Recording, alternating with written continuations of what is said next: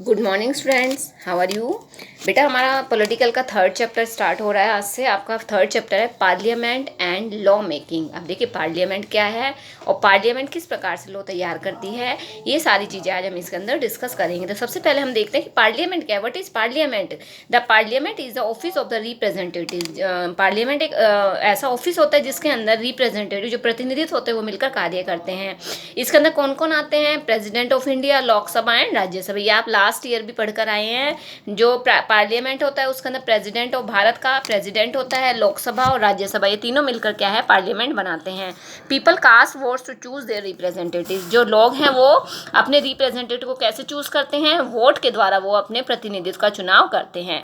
And the representatives are called members of parliament. इन्हें ही member of parliament कहा गया है। They become the decision makers, और ये डिसीजन मेकिंग का कार्य करते हैं। तो ये आपका पार्लियामेंट कहलाता है। अब आगे हम देखेंगे कि जो पार्लियामेंट है वो किस प्रकार से कार्य करता है। इलेक्शंस आर है, जो अब हमने अभी पढ़ा है कि जो मेंबर ऑफ पार्लियामेंट उनका चुनाव कैसे होता है? इलेक्शन के द्वारा उन्हें चुना जाता है। और पार्लियामेंट के अंदर कौन कौन इंक्लूड होते हैं? प्रेसिडेंट ऑफ इंडिया, लोकसभा और राज्यसभा, ये तीनों मिलकर पार्लियामेंट का निर्माण करते हैं।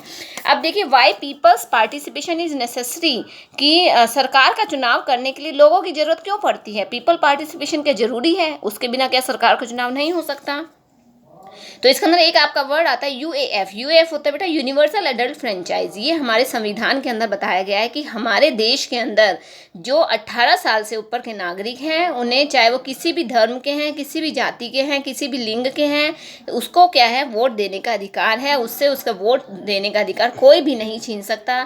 चाहे वो गरीब है, चाहे वो अमीर है, सभी को अपना वोट देने का अधिकार है। ये हमारे फंडामेंटल राइट्स के अंदर आता है। तो उसे यूनिवर्सल एडल्ट फ्रेंचाइज कहा गया है, जिसके अंदर 18 साल से ऊपर की एज को हर प्रत्येक सिटीजन को वोट देने का अधिकार होता है। People cast votes during elections. Election के समय जो लोग होते हैं वो अपने वोट देते हैं। चूज देयर रिप्रेजेंटेटिव्स, और वो अपने प्रतिनिधित्व का चुनाव करते हैं, जिसे चाहे हम अपना सरकार बना सकते हैं, जिसे चाहे हम सरकार की गद्दी से हटा सकते हैं।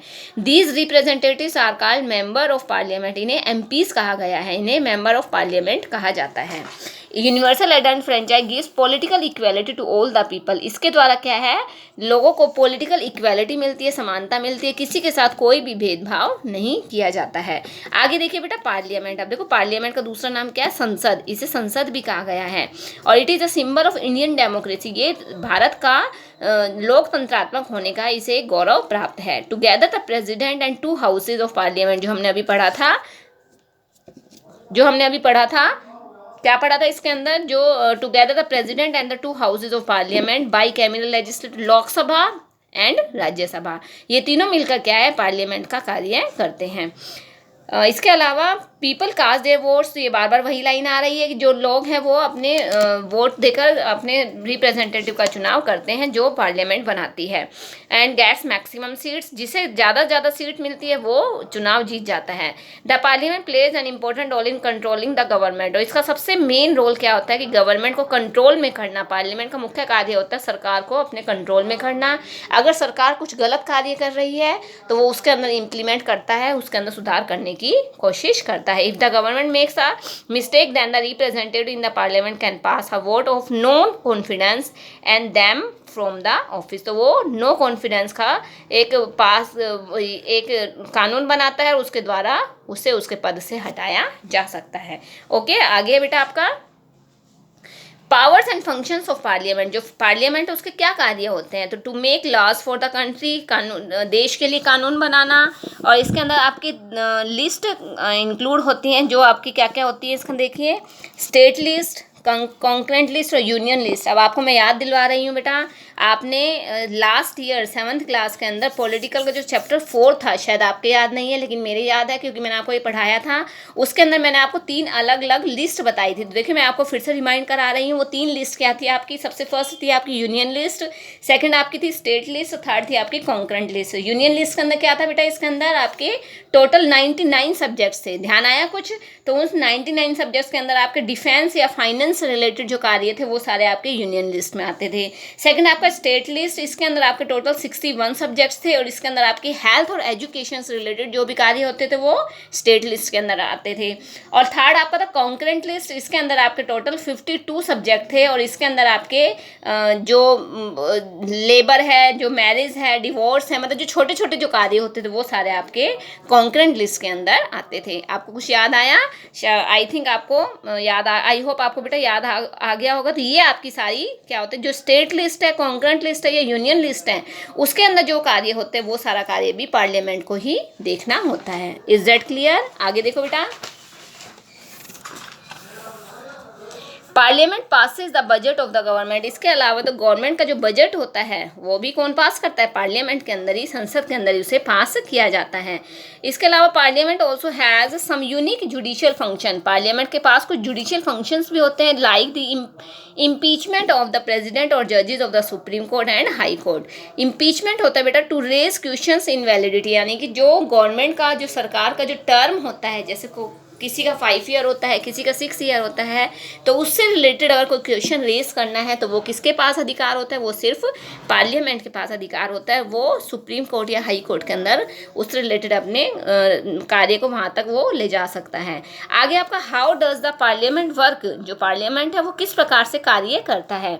तो इसका फर्स्ट कार्य है आपका एडजॉर्नमेंट मोशन। एडजॉर्नमेंट मोशन होता है, देखिए इसमें क्या होता है, an adjournment motion introduce by the member of the house. ये मेंबर ऑफ हाउस के द्वारा इंट्रोड्यूस किया गया था।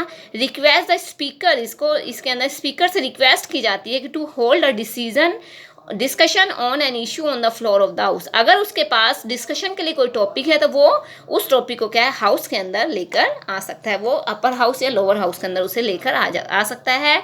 ये आपका एक कानून बनाया गया था जिसे एडजॉर्नमेंट मोशन का नाम दिया गया था।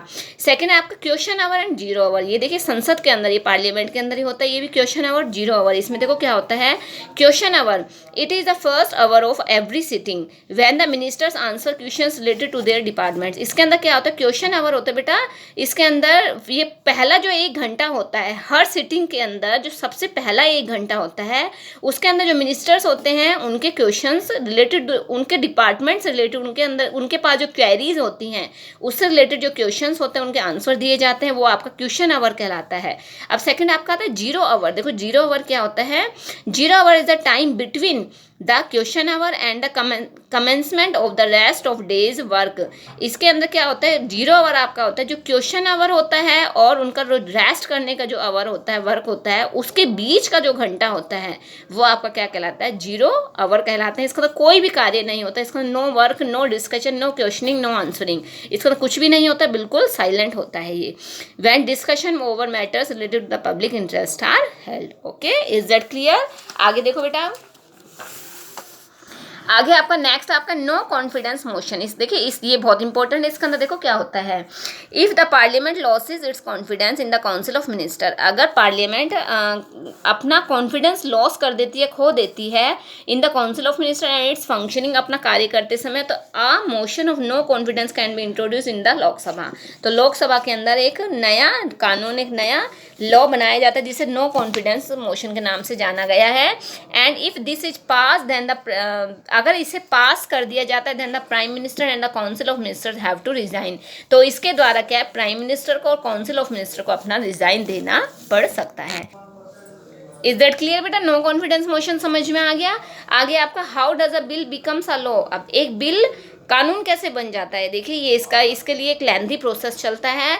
The proposal for law is known as bill. जो कानून के लिए जब कोई प्रपोजल, कोई उद्देश्य उसके सामने आता है तो इसे एक बिल कहा जाता है। Bill has to pass through many stages to become a law. जो बिल है उसे लॉ बनने के लिए, कानून बनने के लिए बहुत सारी स्टेजों से होकर निकलना पड़ता है। And there are 2 kinds of bills. यहाँ पर 2 टाइप के बिल होते हैं, money bill and ordinary bill. अब देखिए हम इनको अलग अलग डिस्कस करेंगे। ऑर्डिनरी बिल देखो क्या होता है, ordinary bill, an ordinary bill can be introduce in any of the 2 houses of parliament. Ordinary bill को किसी भी हाउस, पार्लियामेंट के किसी भी हाउस के अंदर इंट्रोड्यूस किया जा सकता है। It can be introduce by minister और any other member of parliament. Okay, इसे किसी भी मिनिस्टर के द्वारा या पार्लियामेंट के किसी भी मेंबर के द्वारा, इसे ऑर्डिनरी है तो इसे कोई भी मेंबर इसे आगे बिल को पास कर सकता है। The ordinary bill goes through goes through 3 readings, और ये ऑर्डिनरी बिल क्या है 3 रीडिंग से होकर गुजरता है। आगे आपका आता है मनी बिल। देखो मनी बिल क्या होता है। Money bill is money bill can be introduce in the Lok Sabha only. उससे तो क्या है दोनों हाउसेस के अंदर, पार्लियामेंट के दोनों हाउस में से निकलना पड़ता है, लेकिन जो आपका मनी बिल है ये केवल लोकसभा में से निकलता है, पास इंट्रोड्यूस किया गया है इसको। And the speaker is one who decided weather a bill is money और नॉट। और इसका ना केवल स्पीकर के पास ही ये होता है कि स्पीकर के पास ये अथॉरिटी होती है कि वो इसे चेक करेगा कि जो बिल आया है वो मनी बिल है या नहीं है। Once the money bill is pass in the Lok Sabha, अगर लोकसभा के अंदर ये मनी बिल पास हो जाता है तो it is send to the Rajya Sabha. तो ये कहाँ चला जाता है, राज्यसभा के पास चला जाता है। इन case of money bill the Rajya Sabha must return the bill with in 14 days. और राज्यसभा के पास ये नोटिस होता है कि उसे इस बिल को 14 दिन के अंदर इसे वापस करना होता है। अगर वो 14 दिन के अंदर इस बिल को वापस नहीं करता है तो इस बिल को कैंसिल कर दिया जाता है। इसके बाद ये जो बिल जब 14 दिन के अंदर अगर ये वापस नहीं आता है तो it is deem to be passed and then the bill is send to the president. और वो बिल कहाँ चला जाता है, फिर प्रेसिडेंट के पास चला जाता है। प्रेसिडेंट उसे देखता है, उसे अच्छे से समझता है, पढ़ता है, और उसके बाद अगर उसे सही लगता है तो वो उसके ऊपर अपने सिग्नेचर कर देता है। और इस प्रकार से जो मनी बिल होता है वो कहाँ क्या हो जाता है, पास हो जाता है। और in case of any ordinary bill if there is a clash between the 2 houses. लेकिन कई बार क्या होता है, कई ऐसी सिचुएशन बन जाती है जो मनी बिल आया है उसके अंदर क्या है दोनों हाउसेज के अंदर वो क्लैश हो जाता है। तो उस कंडीशन के अंदर जो लोकसभा होता है वो उसका अपर हैंड होता है, यानी कि जो लोकसभा के अंदर जो डिसीजन आया है वही मान्य होता है। ओके, ये आपका पूरा बेटा प्रोसेस था कि किस प्रकार से जो मनी बिल होता है वो आगे कार्य करता है। Is that clear? ओके बेटा, समझ में आया है। ये आपका हाफ चैप्टर कंप्लीट हो गया है। अब आपको इसको अच्छे से अंडरस्टैंड करना है, रीड करना है। कुछ प्रॉब्लम है तो आप मेरे से डिस्कस कर सकते हो। Okay, thank you.